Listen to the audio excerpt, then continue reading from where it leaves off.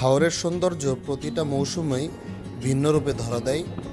বর্ষাকালে চারিদিকে শুধু জল আর জল, শীতকালে দিগন্ত জোড়া সোনালি ধানক্ষেত।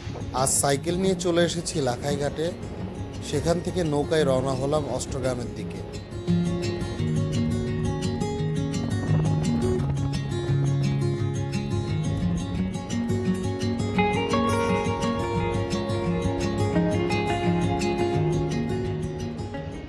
নৌকার উপরে বসে দেখছি নীলাকাশ, হাওড়ের মানুষের জীবন এবং জীবিকার গল্প। দেখি পানির উপরে দাঁড়িয়ে আছে জনপদের ঘরবাড়ি, জলের বুকে গড়ে ওঠা এক ভাসমান জীবন।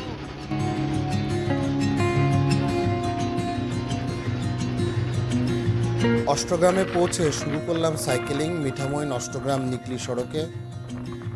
প্রচণ্ড বাতাসের ধাক্কায় আমার সাইকেল কাঁপছে, তবুও সামনে এগিয়ে চলেছি হাওড়ের বুক চিরে অজানা কোনো গন্তব্যে, নতুন কিছু দেখার এবং শেখার আশায়।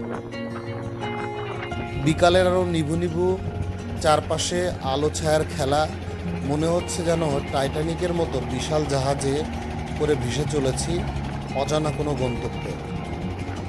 হাওড় তুমি অপূর্ব, অসম্ভব সুন্দর, তোমার শান্ত নীল জলরাশি, তোমার বুক চিরে চলা এই পথ যেন জীবনেরই প্রতিচ্ছবি।